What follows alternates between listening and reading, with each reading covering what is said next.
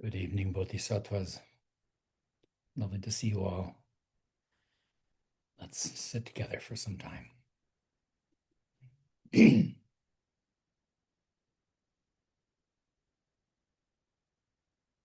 the space your body occupies from head to toe.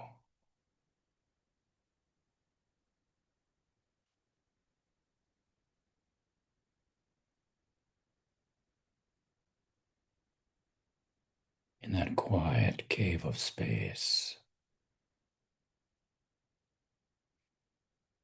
feel the sacredness,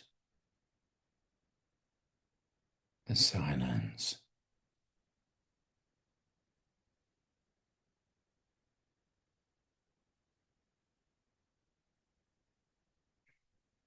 Feel the flow and the touch of the breath in your nostrils.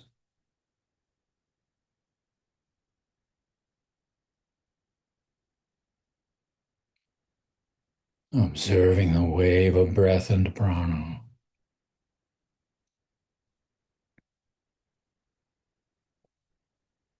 Watching how it smooths out,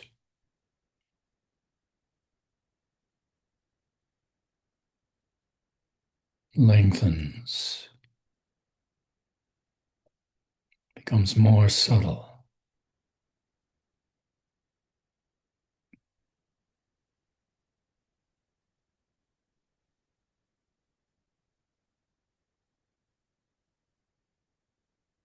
And then notice also how the body settles, how it begins to relinquish its vigilant tension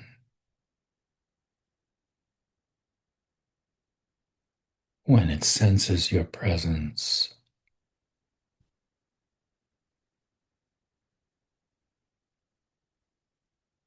Feeling into points of tension and tightness, gently and lovingly, like a mother.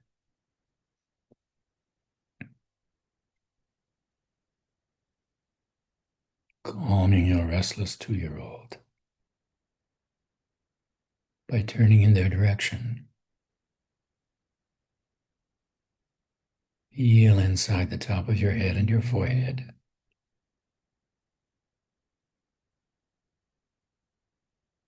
Let those muscles release and relax.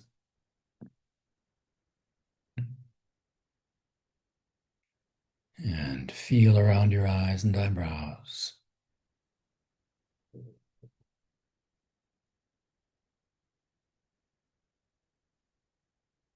Your cheeks and the corners of your mouth.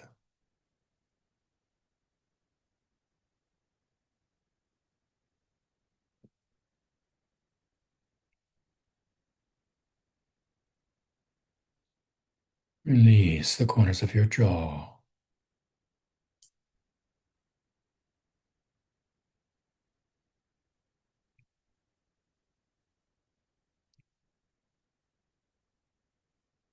Feel down into the muscles in your neck.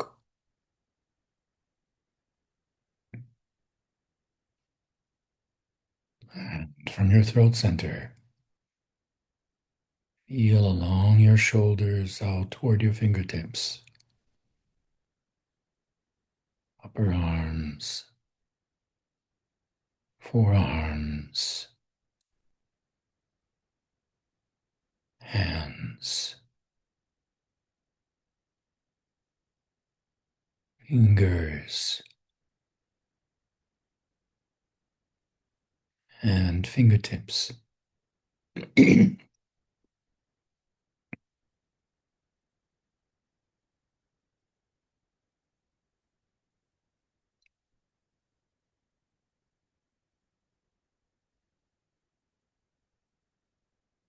Let your breath flow free and deep.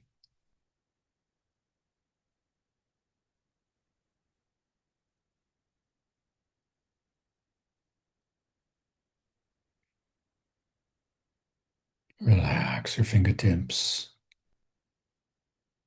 and feel back inside your fingers.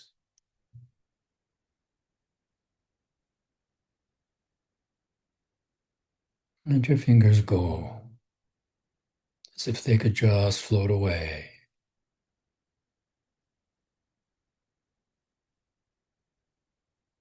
And feel back into your hands. Let your hands go.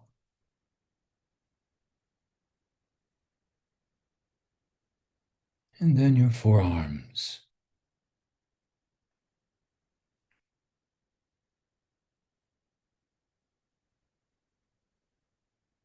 your upper arms,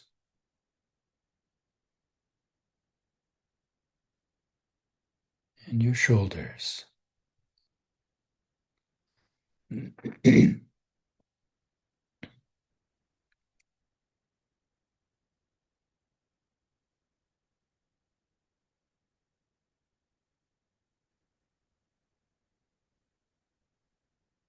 Your throat center, feel down into your chest. Relaxing your upper chest and upper back.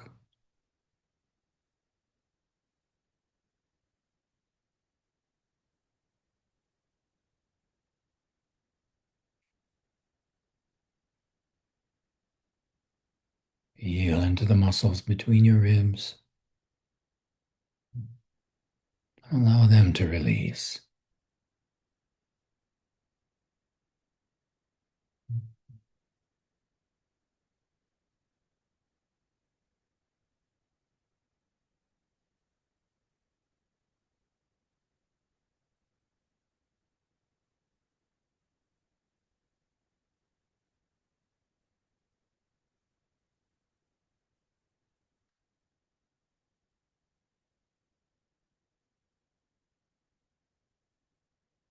Feel into the center of your chest.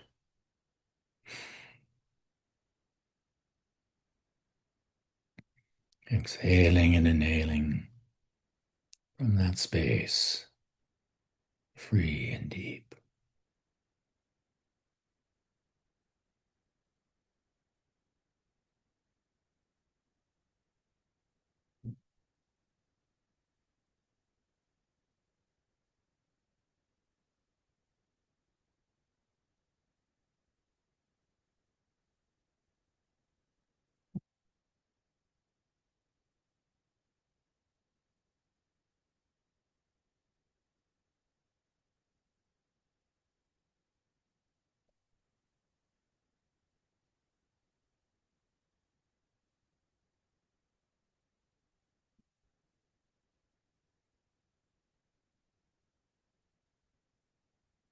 Feel down inside your abdomen.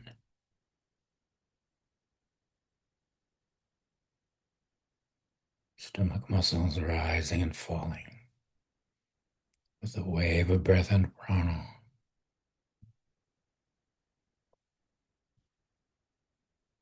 Relax your navel center.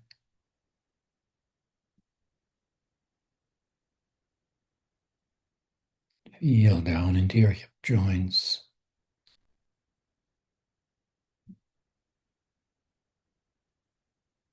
Your gluteal muscles.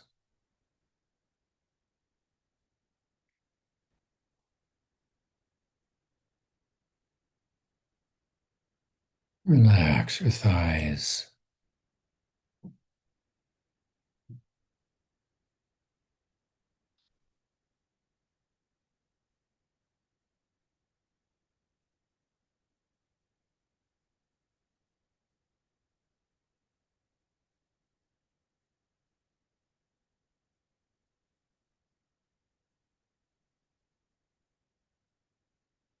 Feel into your feet and your toes.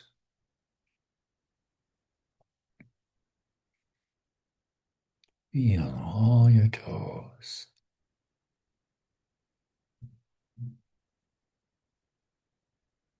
Whole body at peace.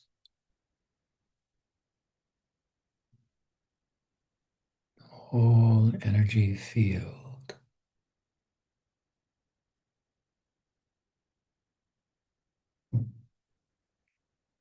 Flowing with breath and prana.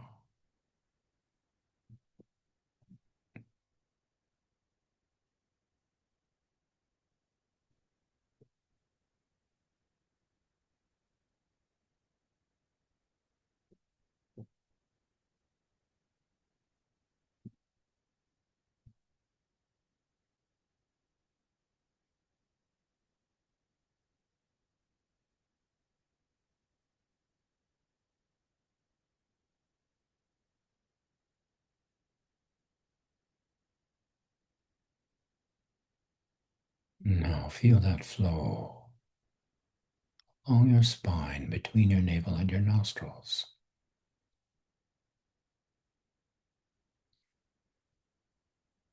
And as you watch that wave, just listen. Let your mantra come to you in whatever way it comes.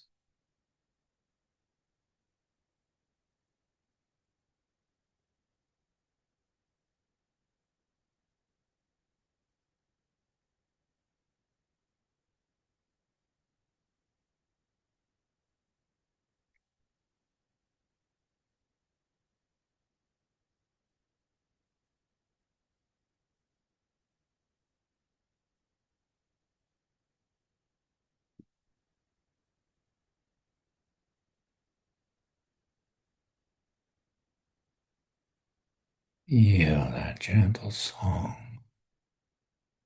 Draw your mind more and more still.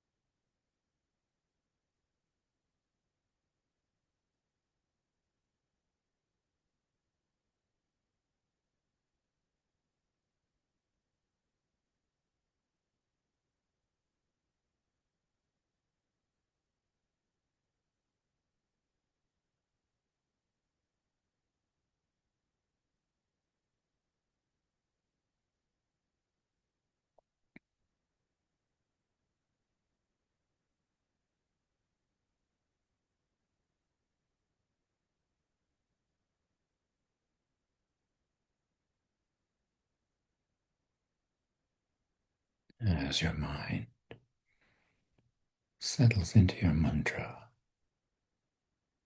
or your favorite divine name or psalm, notice how that mantra can become more subtle. Follow that subtlety.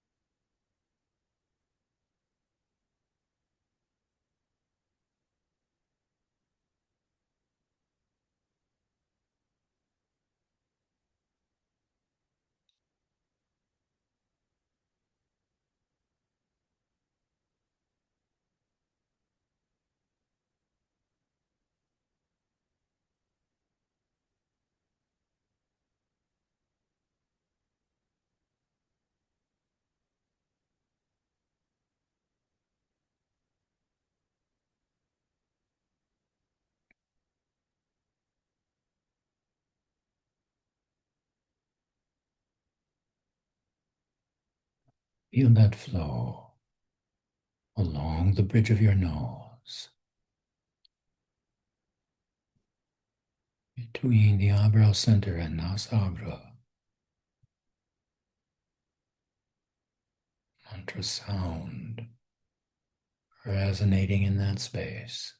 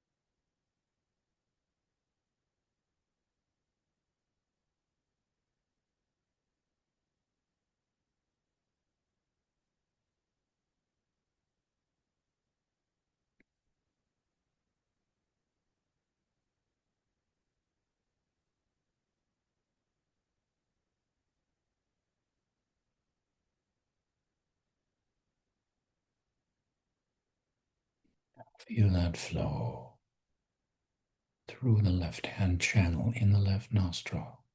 Vweda.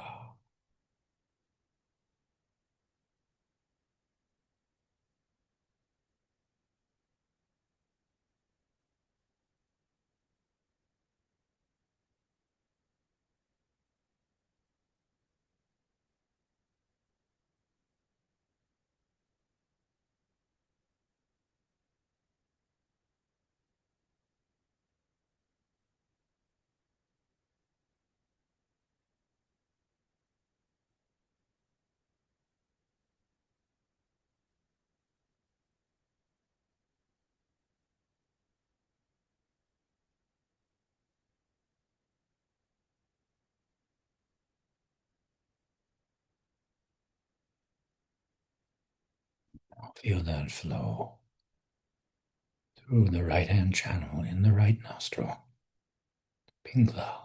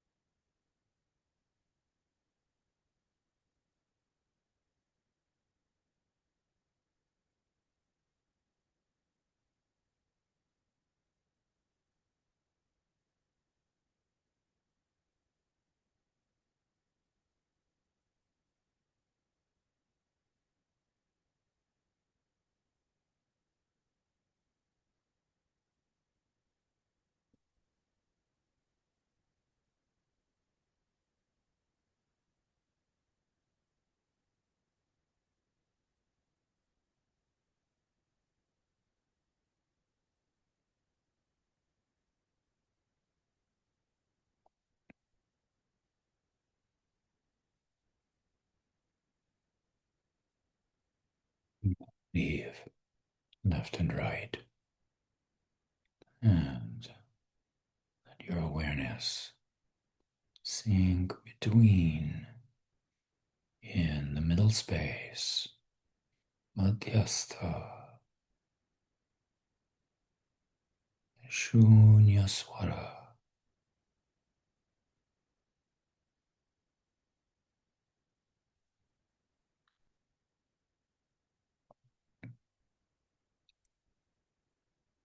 You may even notice your nostrils opening, which is a good sign.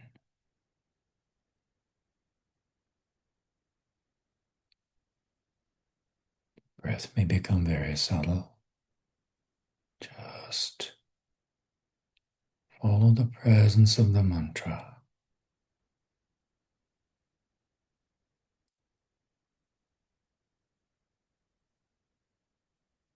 Even beyond the words in its gross body.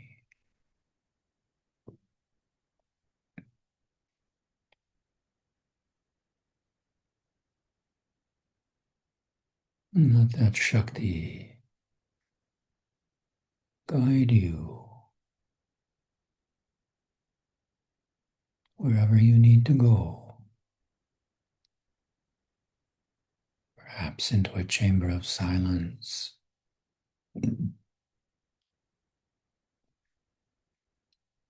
Perhaps along the Sumera pathway on the spine. Perhaps into a chakra cave.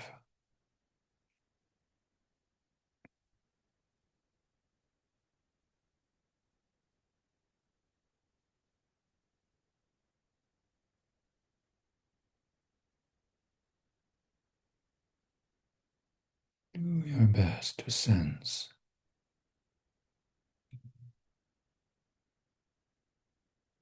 where your attention is needed,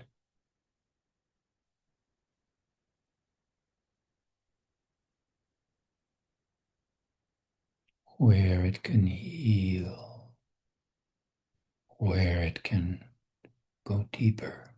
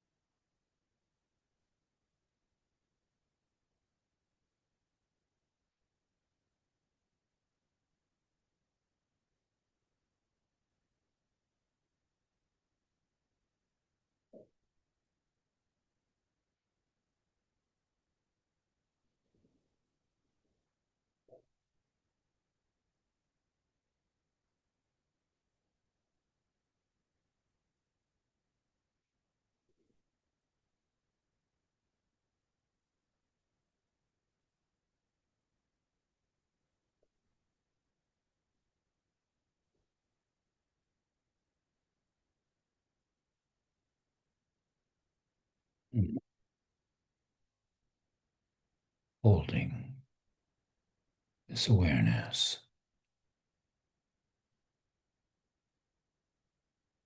feeling, inhabiting your body from top to toe, feeling your body mind.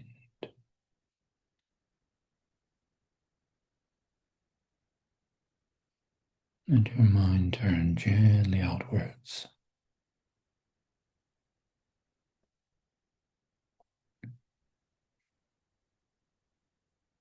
Let the mantra merge in the wave of breath and prana.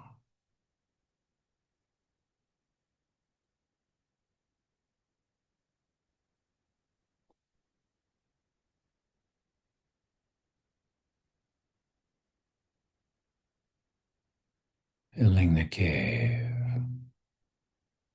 with a sweet, quiet breeze.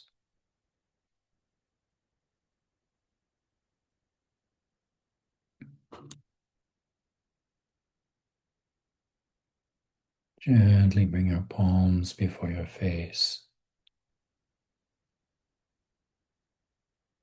and let your eyes open, observing the outward motion of the mind.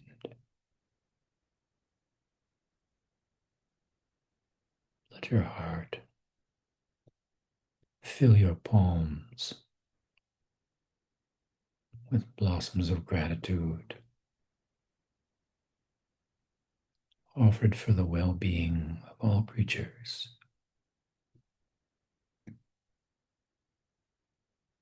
and in gratitude for the Kalyanamitra,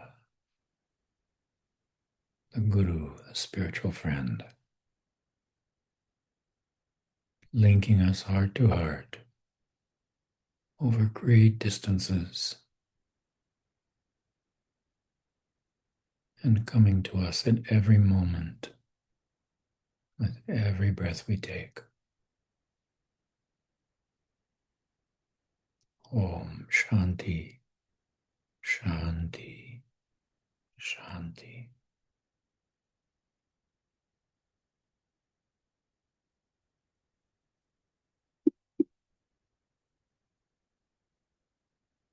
Hmm.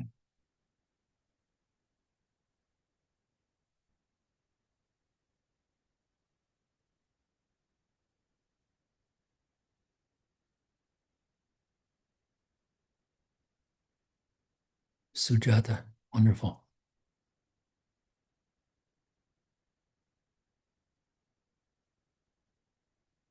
Okay. We've been going through these verses in Shantideva on dealing with anger by cultivating patience. And such a valuable teaching for this time. Any questions or comments before we start?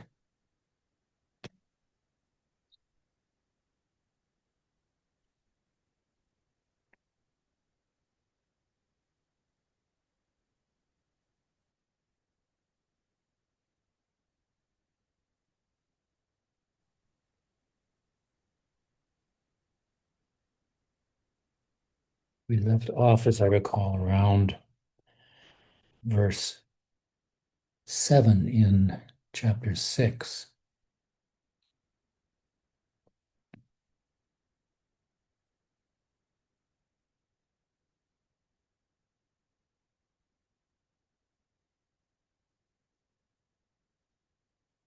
Actually,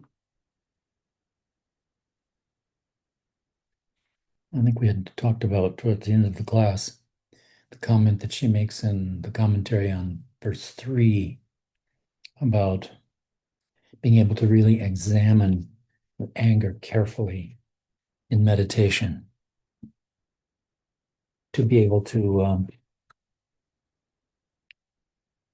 replay a whole story of what happened, to acquaint yourself with everything that you felt in your body,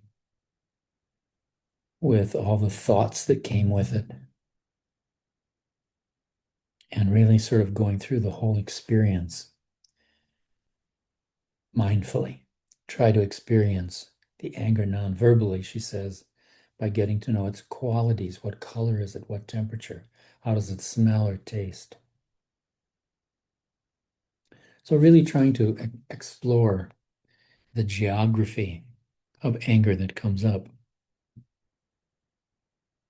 And usually in that process, we begin to discover ways to work with it, whether we're working with the thoughts that come with it or working on soothing the sensations that it brings.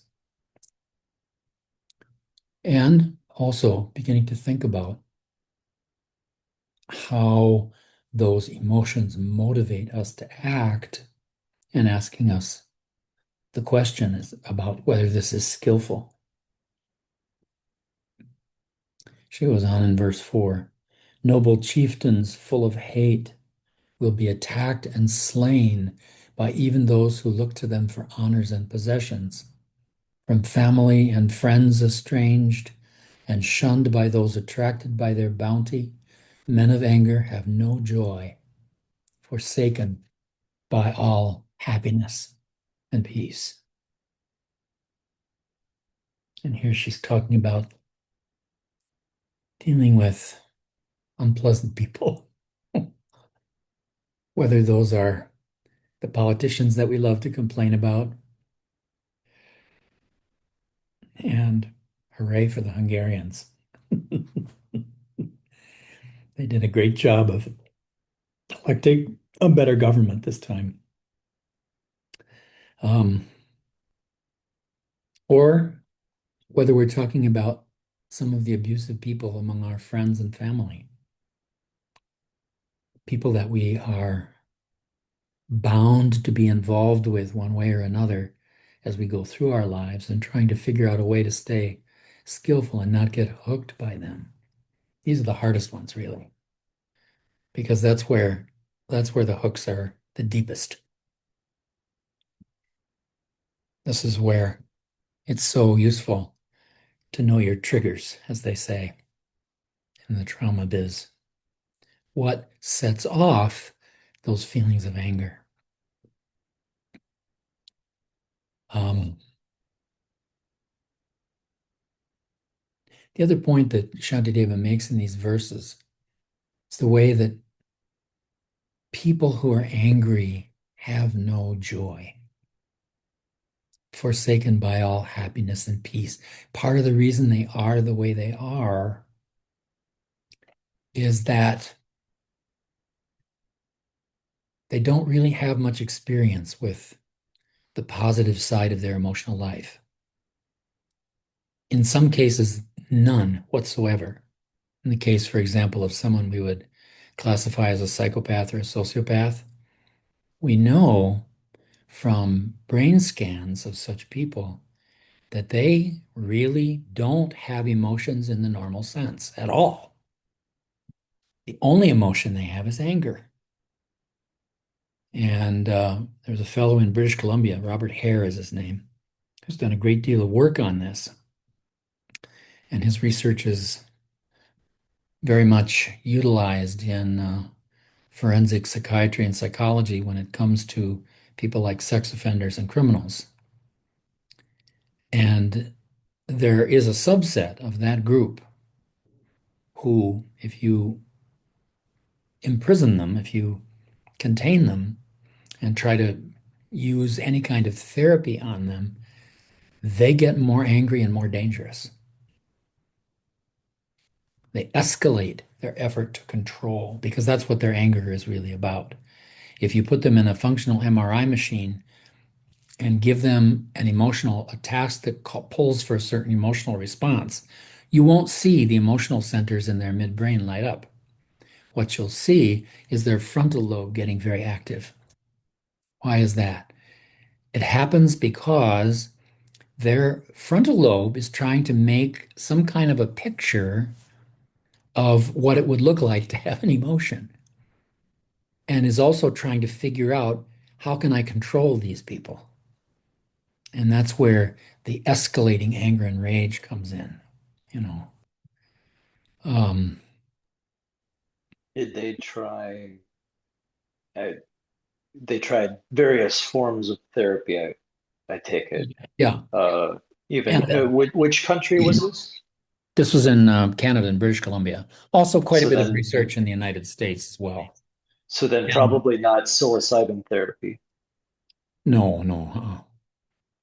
See, the problem is they don't have a biological capacity for emotion at all. You can't train them for compassion.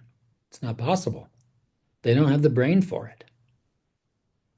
This subset of psychopathic people are a real conundrum for our system of justice because they really are too dangerous to be out in public.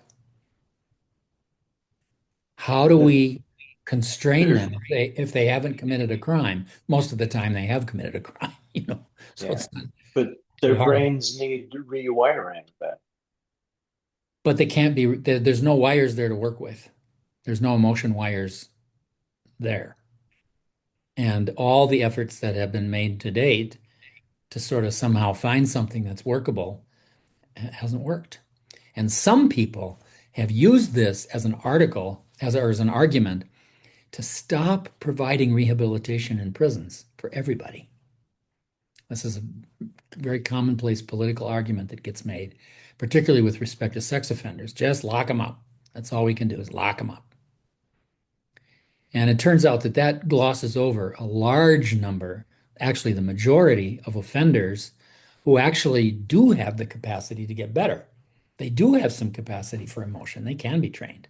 It's just this little subset of people who are truly psychopathic that are untrainable.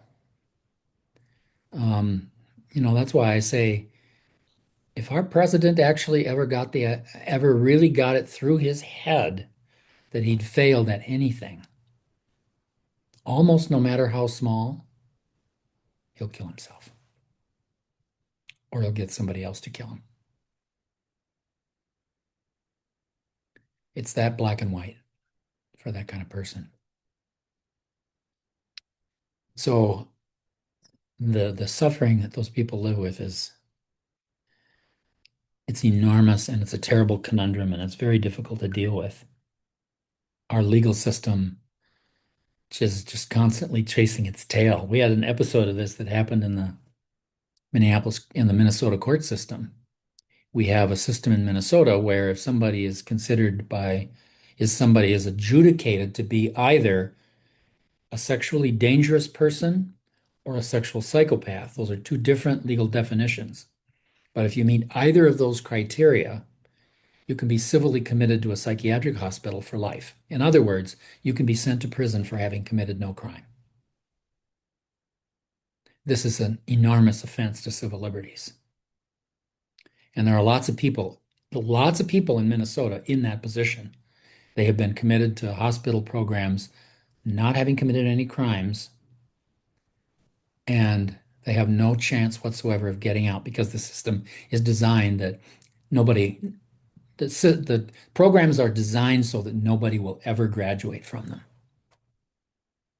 There are only a small handful of people who have ever graduated from the sex offender treatment programs in the Department of Corrections in the state of Minnesota.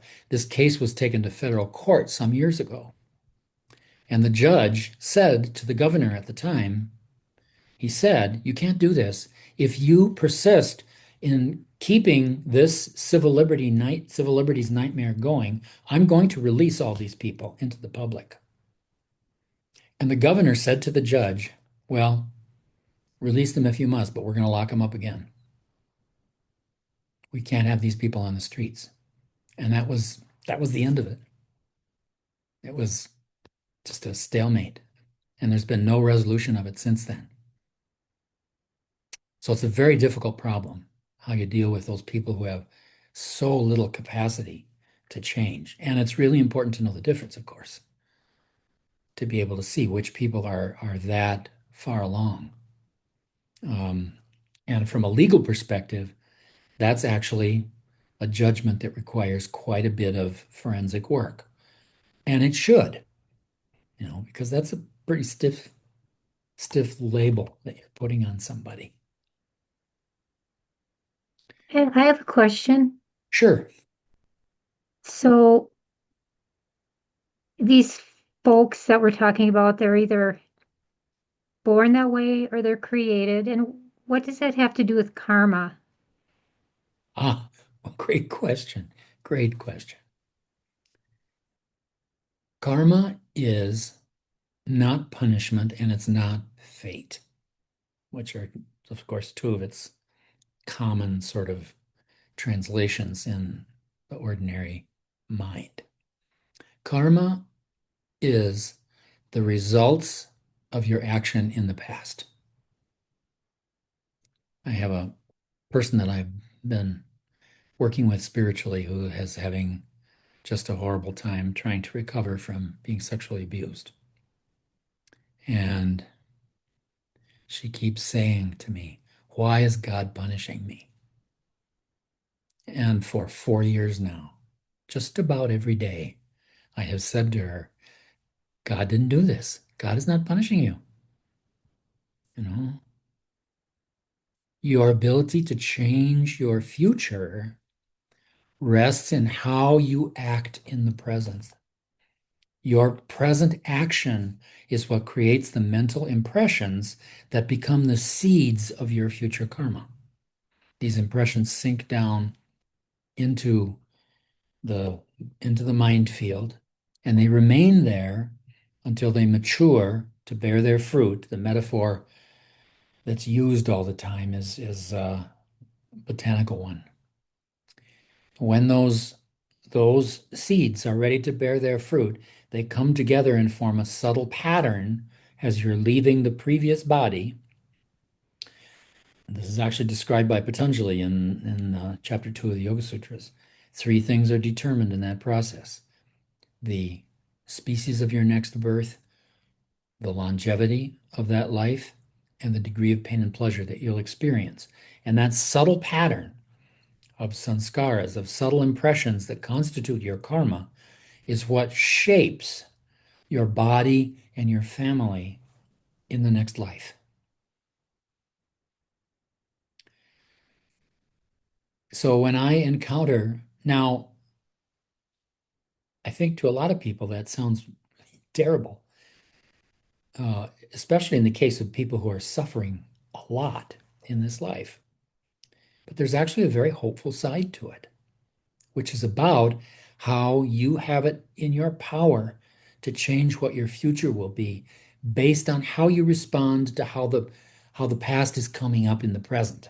You know, as a psychotherapist, I was never really big on just sort of going into a person's past for the heck of it, just in sort of a fishing expedition. What's important are the ways in which a person's history are breaking out into their present life and causing trouble.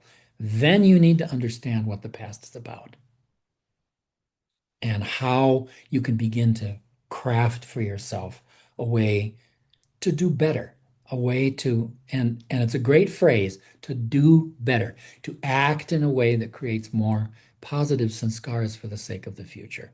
Swami Rama used to say all the time, you are the architect of your life and you decide your destiny. So that's basically what the process of karma is about. And it's arising in your mind at every moment. At every moment, you have a feeling somewhere in your body mind that's motivating you to act in a certain way. Most of the time, people just take those emotions and put them right into their behavior. So they create a new impression that's very similar to the old impression, and they just are constantly recycling the same behavior. If you're practicing mindfulness, then you have the capacity to watch that process happening. You can see those motivations coming up in your mind, and you have a little bit more freedom to ask yourself, is this going to help if I act this way?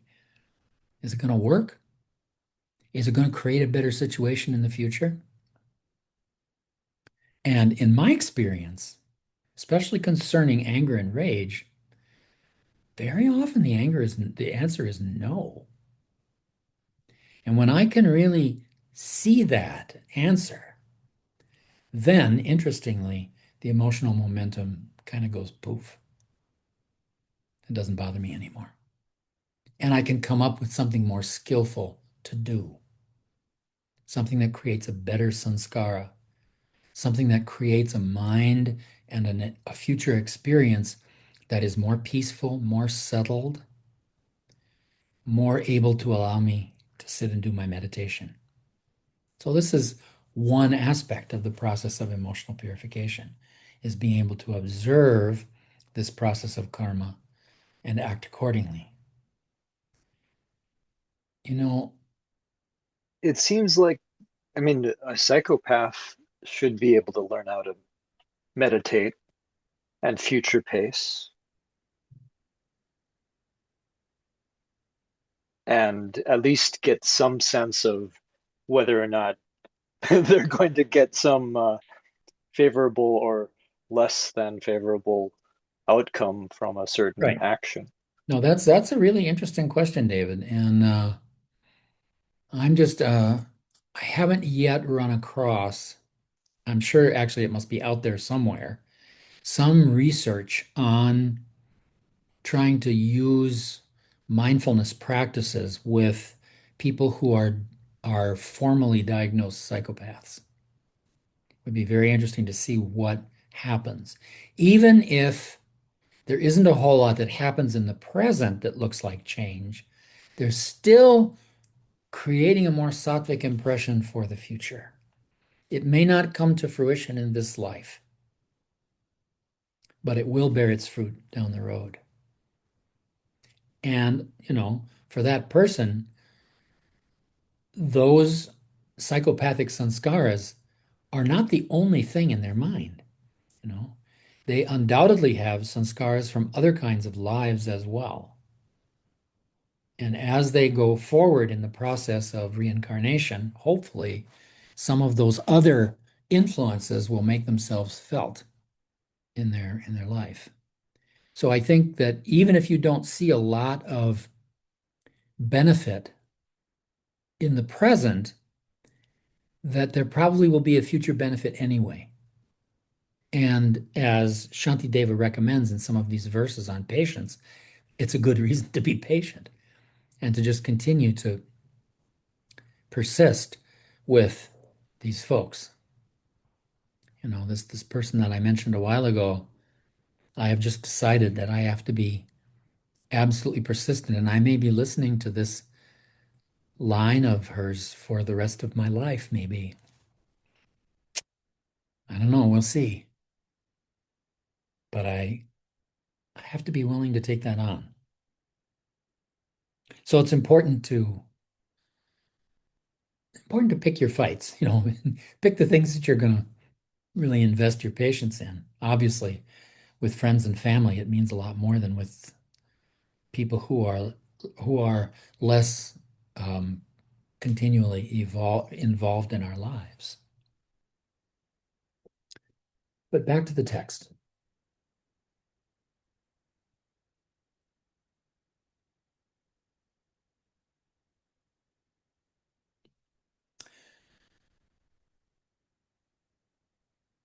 She says at the end of the commentary on verse 5, the point, however, is not the noble chieftains, the ones who have no happiness or joy.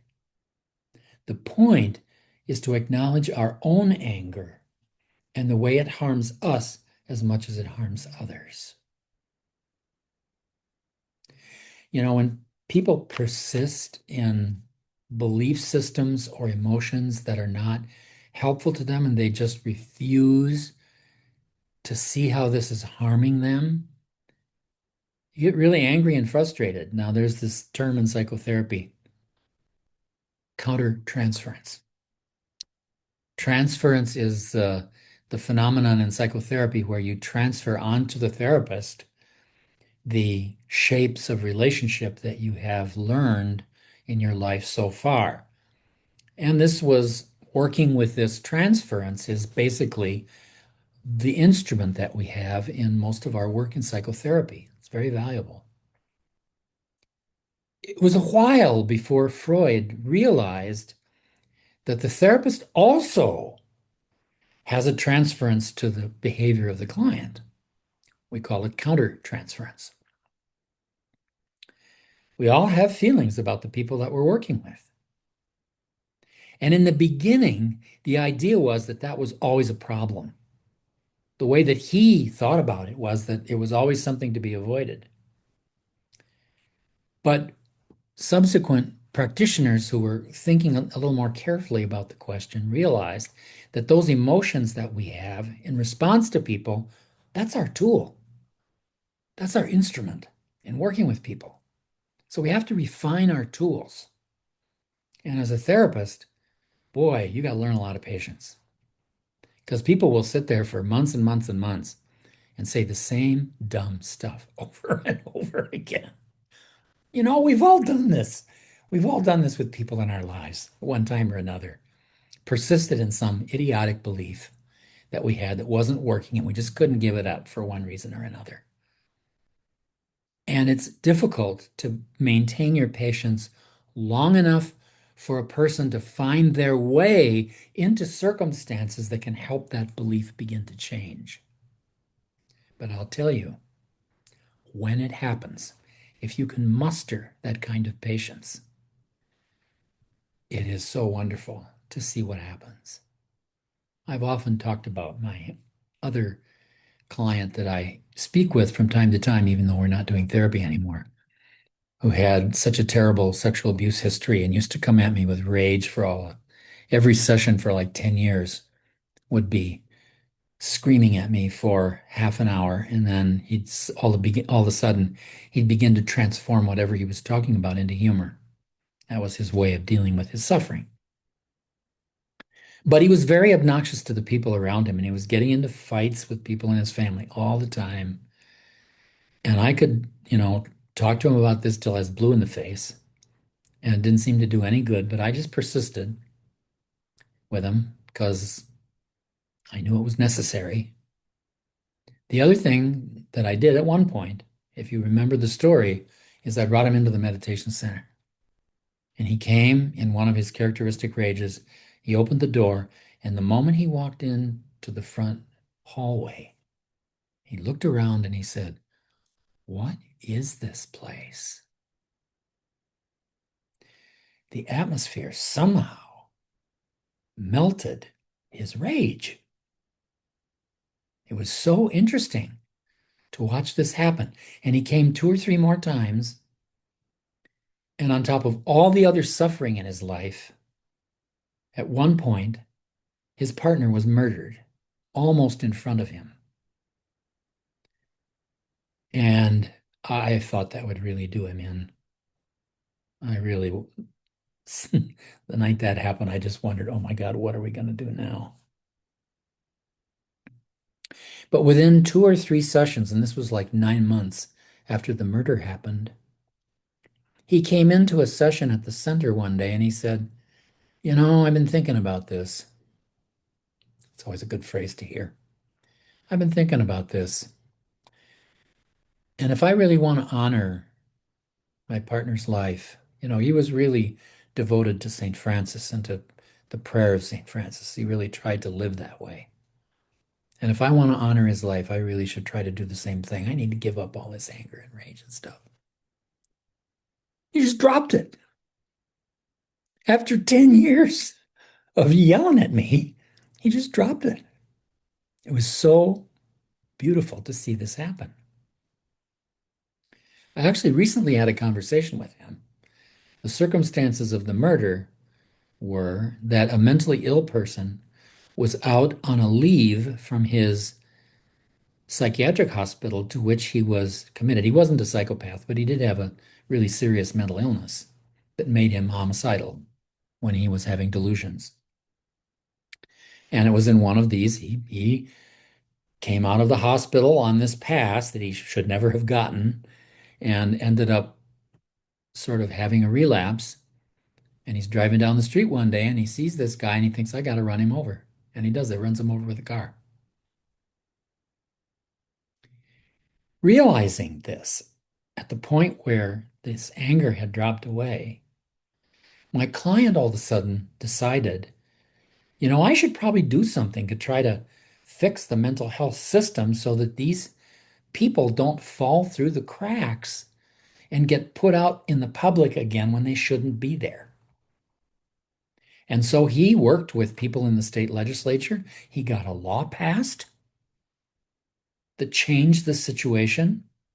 And now, just in the last couple of weeks, he told me that the trial date has now been set for the final sentencing of this person for the murder. And he had contacted me to ask whether it was crazy of him to invite the murderer's family to join him in the trial, to ask the judge to acquit the person on the basis of insanity. Can you imagine that? This guy who didn't seem like he would ever heal from all these wounds suddenly has actually been able to come to a point of forgiveness about having his partner murdered. How many people can do that? I don't know what kind of spiritual sanskaras this person may have in their past lives, but there's something in there. Because you don't see this kind of transformation very often. In fact, I don't think you even see genuine forgiveness very often. People who are trained in Protestant religions in particular tend to forgive out of their head because they're supposed to, without giving their heart a chance to catch up and get through all the emotions they have to get through before they can actually let go. Because when you really forgive somebody, you really let go of it. And you can say down the road, yeah, that happened. It was sad. I had a hard time. And I got over it. And that's the end of it. It doesn't bug you anymore. The history doesn't intrude on the present. It becomes incorporated in that story that is your, in a way, your sense of your psychological self, your idea about who you are. But it's a story about letting go of something that you were, which is so beautiful. Getting to that point of forgiveness is tough work, really is. And at a certain point here, Children talks about how as we examine our pain, we realize how much our anger and rage covers a kind of vulnerability that we often find, well, it can be painful, but I think it's just too naked. It's too unguarded. We feel too vulnerable, like we're really opening ourselves up to some kind of an attack. And it's very hard to let that sort of vulnerability show, to bring it forward. But when someone gets to the point of genuine forgiveness, they've reached a point where they can do that.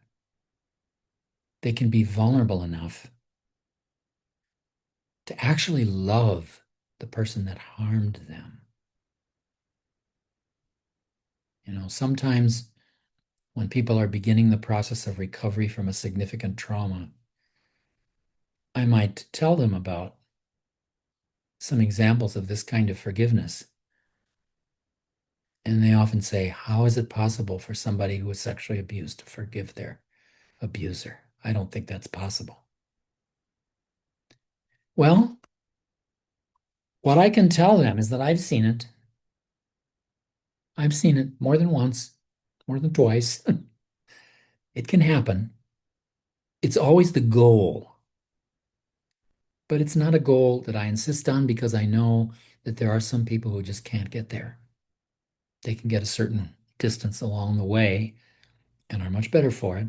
They can't quite get all the way to forgiveness. And I have to be patient with that. But if I can really grow my patience muscle with people, then sometimes I can stay with them long enough to see a miracle. And this is the sort of the kind of everyday miracle that happens that is so small that we tend not to notice it, but it's there in people's lives. Stoma. Yeah. Yeah. So when we have family members or people who are part of our biological family who have this incredible anger, it's exhausting. Yeah. And so, yeah, I try to be kind. I try to be, but it's exhausting. And I think what gets exhausting is struggling with your own angry response to it, you know. Okay. And the one person in particular is living in a very difficult situation. And I think she has choices, but I don't think she thinks she has choices. Yeah. Yeah. I'm glad you see that so clearly. Yeah. That's terribly important. Yeah. No, one of my mentors in psychology was this psychologist who was at the University of Minnesota named John Brantner. And Mhm. Brantner was brilliant in so many ways. He was such a wonderful lecturer. And he gave this lecture on burnout one time that was very unconventional. People have the idea that burnout comes from doing too much emotionally demanding work. And so the solution that most often gets recommended is cut down the amount of emotionally demanding work. You know, do your self-care by not seeing so many people like that. And he really went up against this argument. And he said, you know, we don't get burned out because we're doing a lot of emotional work. We get burned out because we're fighting our own resistance to connecting with that person empathically. We don't like to connect to them because when we do connect with them, it hurts. It either Mhm. hurts because our compassion is effective and we have trouble dealing with, you know, the tiredness that comes with all of that, or we get burned out and tired because we struggle against getting angry in response to them. Mhm. You know? So one solution to that problem is to really redouble our efforts to understand the shape of our anger, to, you know, go through that exercise that Children is recommending of really understanding what it is about your response to this person that gets you. What is it about that that really triggers you? Once you know the trigger, then you can design some non-offensive boundaries to have with them, some boundaries that you can assert without just saying, go away, leave me alone. You know, Yeah. um, I learned about this with in a little way with my partner. My partner has ADD, Mhm. that had it all his life. And so he gets really frustrated with not being able to do things in a sequential order. Mhm. And, you know, trying to do stuff on a computer, oh my God. Sit there and listen to the yelling at the computer. I'm getting much better at it now that we've been together 30 some years. But um, there's also something that happens late in the day when we get into an argument with each other. There's a certain look he gets on his face that lets me know that his blood sugar is dropping Yeah. because he gets irritable when his blood sugar drops. And I know at that moment I need to say, okay, let's come back to this in 10 minutes. I think you need to eat something. Mhm. And that's a boundary that I can set with the situation.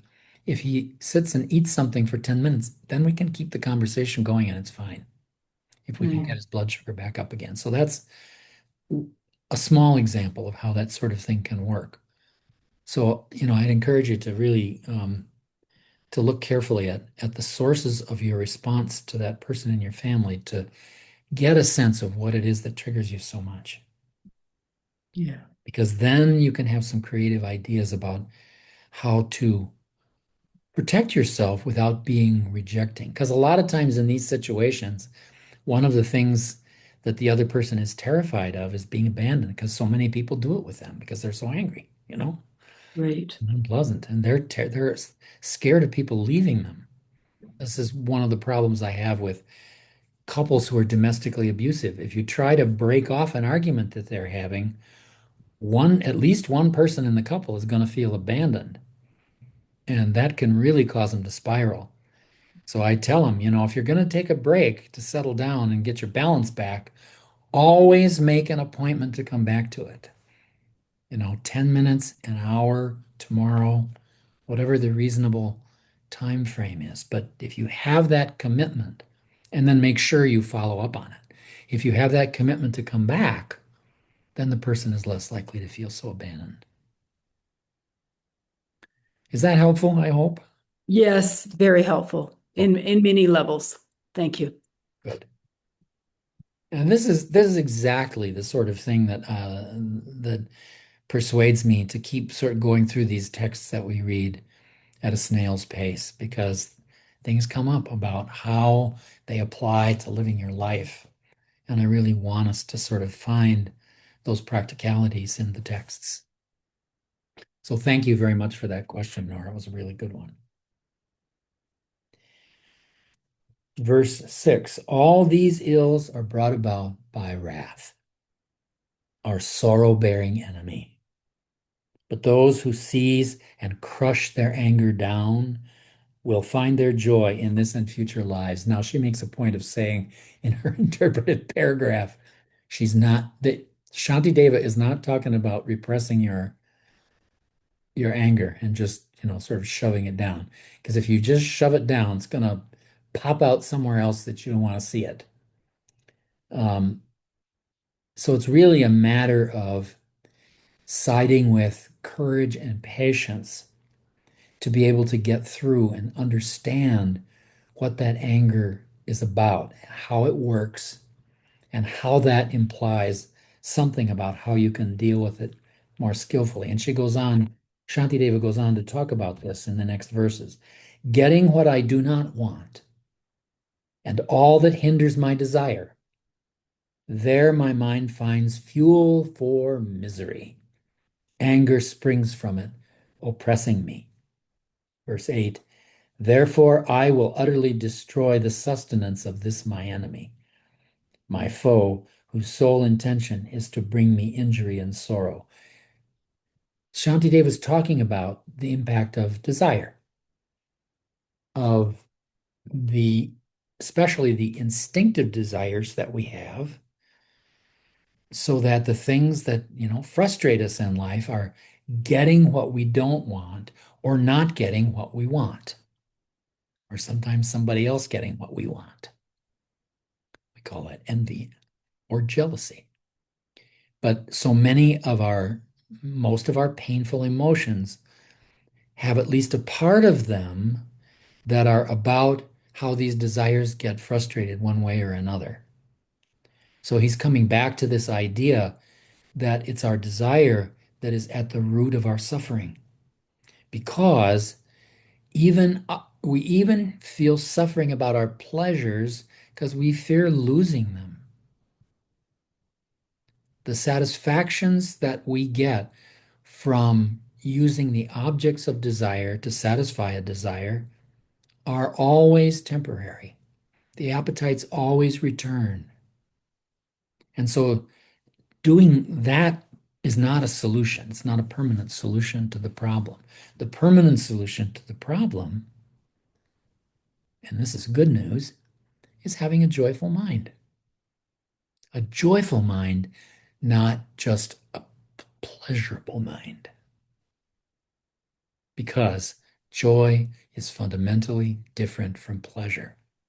And this is where there isn't much of a distinction in our ordinary understanding of these terms in common parlance, and I think there should be, because there's a big difference between just satisfying a desire and experiencing pleasure and getting attached to pleasure and feeling your life with a joyful mind, because a joyful mind can even entertain pain and not have it turn into suffering. It's just pain. As Swami Veda used to say, this is life. Pain is inevitable. Suffering is a choice. And that's the distinction. So as you grow your sense of mindfulness, as you grow your ability to look at your emotional responses and really understand them deeply, you become more able to understand what the pain is about and not have it turn into a suffering. Oh my God, will this never end? Well, one answer to the question is no, it won't, probably won't. As an old person, every time I get up from a chair and I feel those stiff tendons in my knees, I know that's not going to get better anytime soon. There are some things I can do that help in a small way, but it's never going to go away. So I need to find a way to learn to live with it and not have it ruin my day and not have it ruin my attitude. So you can even enjoy suffering. Sorry, you can even enjoy pain. Enjoying suffering is a different matter. That's actually pleasure in reverse and not a very healthy thing.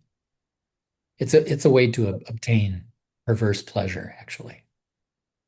So it's still in the domain of pleasure. So there's distinction between pleasure and joy is really important. And the more mindful you become, the more joyful you become over time. It takes a while. It takes some consistent practice of awareness, but it will change your mind over time. So is there a difference in the Sanskrit for the unwholesome desire that that he's talking about and the desire basically to free all beings? The bodhicitta, I mean, Well, bodhicitta is that term for the latter. okay. Um, And because tana, is that, bodhicitta isn't just a mind thing. It's a heart thing. yeah, It is a passion. The words in Sanskrit for the sense of pleasure and suffering that we don't want are raga and dvesha. uh, And it and says and it and says tana too, right? Or is that um, a Buddha? Uh, like tana, the it's like the thirst or the oh quenching, and maybe that's a Tibetan term. no, it's a Pali term. Oh, And I think the Sanskrit word is probably trishna. okay, thirst. Trishna literally means yeah, thirst. And it's often used as a poetic expression of desire. So there are, I mean, somebody asked Swami Veda one time, he used to complain about, people wondered at the fact that he had Sanskrit as his first language, which really is phenomenal. Very, very few people grow up that way. I've only known one other person, and that's some of you may have known the fellow Chandramani who lived in the ashram, who was also brought up that way. And the thing about Sanskrit is that there are about 1 million words in English, somewhere between 1 and 2 million. The potential for word generation in Sanskrit is over 20 million. Now, what that means is that Sanskrit can produce finer distinctions than you can make in English. And so, for example, Swamiji used to say there are so many words for different shades of love in Sanskrit that the English language just can't comprehend. And this makes translation really difficult because you have to do these really kind of crude approximations sometimes. People asked him one time, you were born speaking Sanskrit and thinking in Sanskrit. What's it like for you to have to speak English all the time? Now, for him, that was a very vulnerable question. And when somebody asked him that, he would sit back and look at the person like, well, the look on his face sort of said, oh my God, how do I answer this without saying something painful? And he would ask the person usually, he would say, do you really want to know? And of course, everybody would say, oh, yeah, Swami, do you want to know? He would say, I'm so tired of baby talk. He thinks of our modern languages as baby talk because its ability to distinguish one thing from another is so crude. And the way that we define words is so crude. The process of definition in a dictionary in a Western language is to pile up a whole bunch of synonyms and to sort of group different families of synonyms according to different senses of the word. Totally different in Sanskrit. There are two parts to the process of understanding the meaning of a Sanskrit word. One of them is going back through the history of how the word was constructed mathematically from its verb root. And you heard Swami Vweda do this analysis of words all the time. And it's really helpful to do, even with Western languages. So that's part of it. But the other part, and this is where the Sanskrit dictionaries are so completely different from the dictionaries we're used to, is that they look at how does the word appear in the context where it's being used. So a very important part of the meaning of the word is the context in which it appears, which is why a word in Sanskrit has so many different meanings and so many different levels of meaning, and why these revealed languages are so very different from modern languages. Modern languages try. I just had an insight about this actually. I was listening to a YouTube thing about there was this group of writers in England in the early 20th century called the Inklings. Tolkien was one of them. C.S. Lewis was another. And the third person in this group, whom most people don't know as well, was a philosopher named Owen Barfield. Some years ago, I read one of Barfield's books, Saving the Appearances, about science. It was wonderful. So I heard this YouTube piece about Barfield's take on the development of language. And he made a point he was having an argument with Tolkien and Lewis because the sort of standard linguistic idea is that language began with, cavemen, cave people, describing the concrete things around them. And that was the beginning of words. And all these sort of metaphors and symbolic meanings and all this other stuff gradually got added on as people grew and evolved and developed. That's sort of the standard linguistic theory of how languages develop. And Barfield said this is all bullshit, complete bullshit. Because if you go back to the epics that were written at the beginning of human history, if you go back to Gilgamesh, to the Iliad and the Odyssey, to the Veda, to all of these ancient texts, they're just as alive today as they were when they were written. All of that symbol and metaphor and larger reference was there in the first place. So he developed a theory of language development that was rather different. He talked about three phases. The first phase is participation. In an ancient language, people participate in the life of the things around them, and they assume that everything around them is also alive, that the whole universe has consciousness. This is This is the indigenous belief of every Native American tribe. And it's also the attitude of the ancient texts in Indian tradition. The whole universe is alive, and we participate in it. The second stage here that Barfield identifies, he calls non-participation. And this is a phase where modern people have tried to restructure language so that one word has one object as its meaning, a one-to-one relationship between words and their meanings. And for technical purposes, for purposes of doing science, for example, this is very helpful because then we know what we're dealing with. We have what we call objective knowledge. And this is what conventional scientific method is always in search of. But in the process, language gets impoverished. And it turns out that if you look back from language into science, you begin to realize that the same thing actually happened to science. This one-to-one relationship between words and meaning is an artifact of the Enlightenment, this 18th, 17th, 18th century way of looking at the world. And for the most part, it worked pretty well. I mean, look at Newtonian physics and Newtonian ordinary science. It functions pretty well. It gives us knowledge that we can pretty much count on, the knowledge that we can get only through our senses.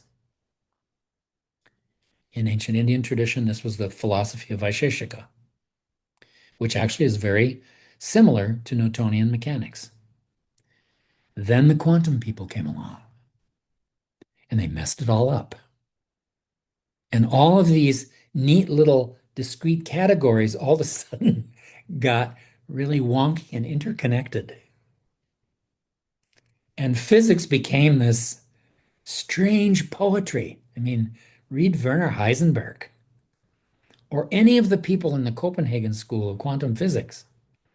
And they're talking about how consciousness is the first principle of the material universe. Consciousness is what makes matter and energy materialize. The same point of view that the ancients had. The same point of view that Kashmir Shaiva philosophy has. Kashmir Shaivism is just another language. It's an Indian language for quantum physics. It really is. It's phenomenal. So that's the difference between. So then we have what Barfield called final participation, which is where the poets and the artists work to try to restore this sense of a living relationship with the entire universe around us. And the poets do it by smashing words against each other, whether you talk about the way that Emily Dickinson, in her sort of obsessive compulsive way, carefully turns an image or a metaphor through all kinds of different angles and facets in her writing, or on the opposite stylistic end of the language, Walt Whitman does the same thing by piling phrase upon phrase upon phrase in these endless run-on sentences that just go forever, But they're both trying to do the same thing. They're both trying to make the language come alive and make our linguistic relationship with the world in which we live real to us, living to us. I always go back to this poem by G.M. Hopkins. And I've always wondered why I'm so drawn to Hopkins' poetry, aside from the fact that he was a pretty spiritual guy. He was a Roman Catholic priest in 19th century England, which was not an easy thing to be. And he has this poem, God's Grandeur, that begins, "The world is filled with the grandeur of God. It will flame out like shining from shook foil." And the first time I heard that first line, I thought, oh, that's bizarre. Piece of foil? What is the point? Well, now in my 70s, I kind of see the point. The point is, God is out there playing hide and seek with you. Divinity is out there in everything. And we're just too dumb to see it. So look more closely. Sharpen your attention. Gradually, you begin to see that light. Every once in a while now, in the late afternoon especially, the light will pour over the landscape in a certain way that I want to paint. I have a burning desire to paint it because my eyes are not enough. What I'm seeing is somehow not the whole story. There's something more there. There's some life that I haven't seen. So really, I'm grateful to that essay by Barfield because this is in a book that he wrote called Poetic Diction, a treatise on meaning. And Tolkien and Lewis both read this book, and Tolkien said it changed everything about the way I lecture and everything about the way I write stories. And what's the result? Lord of the Rings. A story that never gets old. How many people are there, probably some of us, who have, at least during certain periods of their life, read those books every year? I avoided those books for quite a while because I had an odd friend in high school who signed my yearbook in Elvish, and I thought, oh, this is some kind of a cult. I don't want to be any part of this. So I kept away from it. Somebody in 1970 gave me the 3 books, and I didn't touch them. I didn't touch them till after I saw the first movie. And I opened the book because the little that I did know of them, the movie perfectly matched my imagination. And if you read them out loud, and they really should be read aloud, the prose is just beautiful. You can hear that music. This is also, I think, the reason why these movies that premiered 25 years ago this year are still among the 5 most popular movies of all time. Because they speak to that mythic sense that we miss so much in modern life, that everything around us is alive. There are elves and fairies and all kinds of things in the world that we don't understand. It reignites in us a sense of wonder. And I think that's also part of what grows in a person when they grow their mindfulness. You develop a sense of wonder, a positive sense of awe about the simplest stuff. You pick up a rock on the shore of Lake Superior and you just get enthralled. I have a good friend who's an Anglican solitary that I've talked about in the past. Her name is Maggie Ross. And she tells about a story she read in the New York Times one time about a woman who went out into her garden one day after breakfast. She was a rose gardener. And there was a beautiful rose that was just particularly beautiful that morning that just took her attention. And she just got completely lost in this rose. And the next thing she knew, the people were calling her into the house for dinner. She had been concentrating on that rose for 10 hours. She was in samadhi. She didn't even know what samadhi was, but it took her.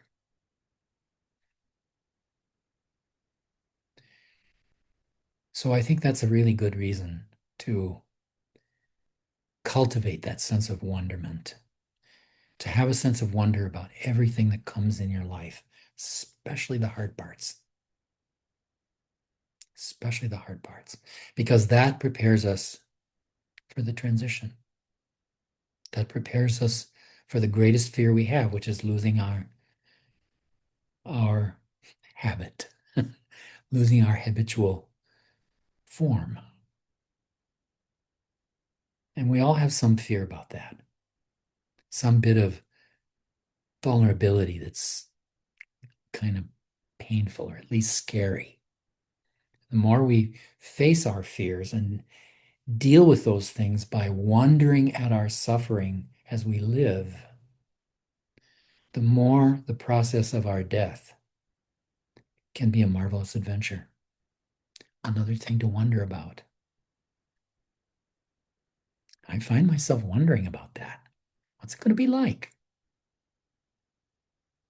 I recently came across, and I'm probably letting on that I watch too many YouTube videos. I found a YouTube video recently by students of Yogananda who are actually talking about what Yogananda taught his disciples about the first 3 minutes after the body dies. Very interesting. Look it up. For anybody familiar with meditation and yoga, it's pretty good. It's pretty good. And it kind of gives you a sense of what happens with a meditative person when they begin to leave the body. So, along with the sense of patience, part of that patience that Shantideva is encouraging us to develop is also a sense of wonder.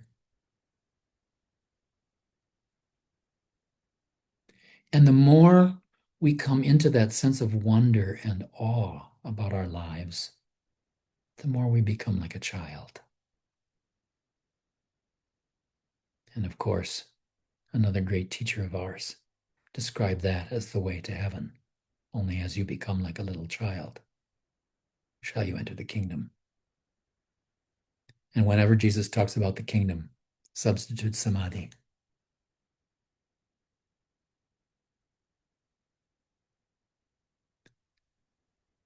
So I hope you have a wonderful week, no matter what happens, good or bad. Do wonder about it. And I think that's a good place to wind up for today. We didn't cover a lot of verses, but we seem to have covered quite a bit of territory. So we'll see you all next Monday.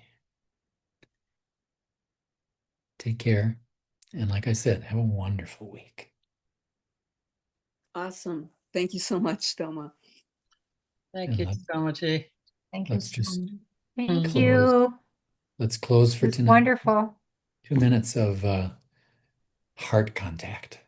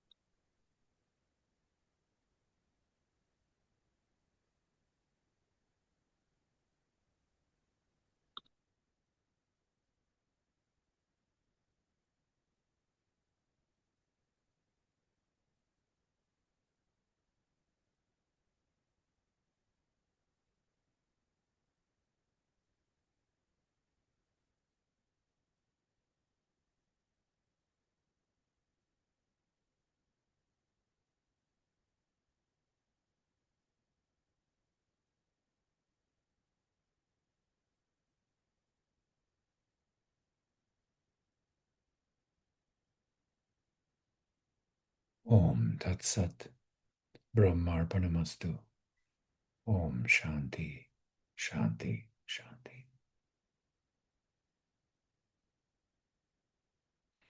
Take care, everyone. Thank you.